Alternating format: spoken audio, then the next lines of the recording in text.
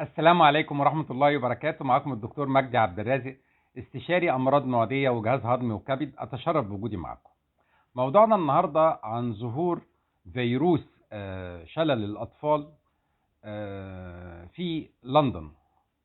اللي حصل بالظبط إن لندن من ضمن المناطق اللي هي بتطعم تطعيم شلل الأطفال عن طريق الحقن في العضل.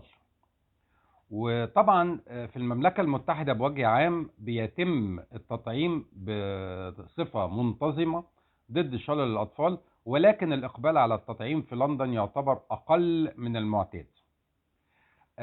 في الأيام الأخرانية أكد مسؤولين في قطاع الصحة البريطاني العثور على فيروس شلل الأطفال في عدد مقلق من العينات اللي تم أخذها من مياه الصرف الصحي في لندن. طبعا مرض شلل الأطفال ده شائع في المملكة المتحدة في الخمسينيات من القرن الماضي، ولكن تم القضاء على شلل الأطفال بحلول عام 2003. وكالة الأمن الصحي البريطانية قالت إن الفيروس جلب على الأرجح إلى لندن من قبل شخص حصل على التطعيم مؤخرا خارج البلاد بنسخة حية من الفيروس. طبعا احنا عارفين ان معظم دول العالم بتاخد النسخة الحية عن طريق الفم. النسخة الحية دي تعتبر مضاعفة، يعني ضعيفة جدا جدا، وبتتاخد عن طريق الفم، وده اللقاح اللي احنا بنسميه سابين. ايضا قالت الوكالة ان الخطر يعتبر منخفض، لكن يتعين على اولياء الامور التأكد من ان اطفالهم حصلوا على التحصين الكامل ضد المرض. وطبعا الاطباء في مجال علم الاوبئة قالوا ان معظم السكان في المملكة المتحدة محميين من التطعيم اللي اخدوه في مرحلة الطفولة، لكن في بعض المجتمعات حيث ان تغطية اللقاح تعتبر الى حد ما منخفضة، دول هؤلاء الاشخاص يظلوا في خطر من ان هم يحصل لهم شلل الاطفال. يستخدم لقاح شلل الاطفال اللي بيحتوي على الفيروس الخامل او الميت في اطار برنامج تطعيم اعتيادي في مرحلة الطفولة.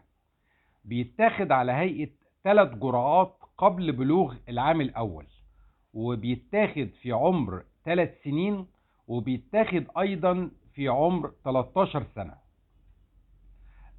طبعا ده بيرفع من نسبة الحماية، بتصل تقريبا إلى 90% في إنجلترا. وأيضا السلطات هناك قالت أن الوضع يعتبر إلى حد كبير آمن.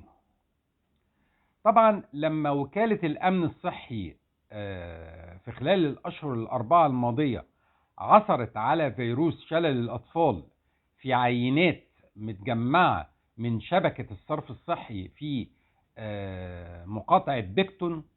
طبعا المقاطعة دي يعني فيها حوالي 4 مليون نسمة في شمال وشرق لندن. طبعا يعتقد العلماء ان مصدر الفيروس زي ما قلت شخص تلقى التطعيم خارج انجلترا، والتطعيم اللي هو خده من النسخة الحية اللي هو سابين. طبعا هم هناك في انجلترا بياخدوا سلك، يعني تطعيم سلك اللي هو بيتاخد عضل. طبعا التطعيم سلك اللي بيتاخد عضل ده فيروس ميت، وبالتالي ما بيحدث منه هذه المشكلة. المشكلة بتحدث لما الأشخاص بياخدوا تطعيم سابين اللي هو الفيروس الحي اللي هو ضعيف أو المضاعف. ده لقاح بيستخدم خارج إنجلترا، بيستخدم في دول كتيرة في العالم. آثار الفيروس كانت في أمعاء الشخص وشقت طريقها إلى مياه الصرف الصحي، وبالتالي تم اكتشاف العينة. زي ما قلت في حالات نادرة هذا الشكل من الأشكال الفيروس يمكن أن ينتقل لأشخاص آخرين ويتحور إلى ما يعرف بشلل الأطفال المشتق من اللقاح. وعلى الرغم من أنه أضعف طبعا من النسخة الأصلية اللي احنا بنسميها شلل الأطفال البري أو الغير أو اللي هو أساسا القوي العادي الكلاسيكي، إلا أنه مع ذلك يمكن أن يسبب أعراض مرضية خطيرة، من بينها الشلل في الأشخاص الذين لم يتلقوا العلاج أو الأشخاص اللي عندهم ضعف في المناعة. ويتم كل عام اكتشاف عدد صغير من العينات لفيروس شلل الأطفال في عمليات رصد ومراقبة لمياه الصرف الصحي.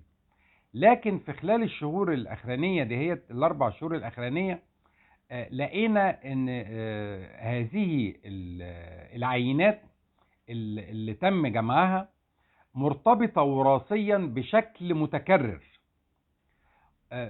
المسؤولين بيقولوا ان بعض حالات الانتشار للفيروس المنتشر في الصرف الصحي ده يعتبر الى حد كبير محتاج دراسة وبحث، لكن لم يتم اكتشاف حالات حقيقية لشلل الأطفال، ولم ترد أي تقارير عن أعراض نادرة أو خطيرة في إنجلترا. طبعا الهيئة الصحية الوطنية في لندن بتحذر وبتتواصل مع أولياء الأمور الأطفال اللي بتقل أعمارهم عن 5 سنين ولم يكتمل عندهم برنامج التطعيم ضد شلل الأطفال، وبتبلغهم ان لازم أولياء الأمور دول اللي أبنائهم لم يكتمل عندهم التطعيم ضد شلل الأطفال ان هم يتوجهوا فورا إلى مراكز الصحية عشان يكملوا جدول التطعيمات الخاصة بأولادهم. طبعا مهم جدا ان احنا نبقى عارفين ان شلل الاطفال ده اصبح مرض نادر، وينتشر عندما لا يقوم شخص بغسل ايديه بشكل مناسب بعد استخدام التواليت، ثم يلمس طعام او شراب ويحصل له نوع من انواع التلوث هذا الطعام او الشراب، وبالتالي في حالات نادرة ممكن يصاب هذا الشخص بمرض شلل الأطفال عن طريق الطعام الملوث أو الشراب الملوث من أشخاص خدوا تطعيم عن طريق الفم، وحصل تطور لهذا التطعيم في الأمعاء، ومن ثم خرج مع البراز، فبالتالي ممكن يحصل تلوث لطعام وشراب ناس آخرين، وبالتالي ممكن يصابوا بهذا الفيروس الضعيف. طبعا ده ممكن يؤدي إلى شلل في الساقين، وممكن في حالات نادرة يؤدي إلى ضرر وضعف في العضلات المسؤولة عن التنفس، وبالتالي ممكن يؤدي إلى وفاة في حالات نادرة. أشكركم جزيل الشكر، والسلام عليكم ورحمة الله وبركاته.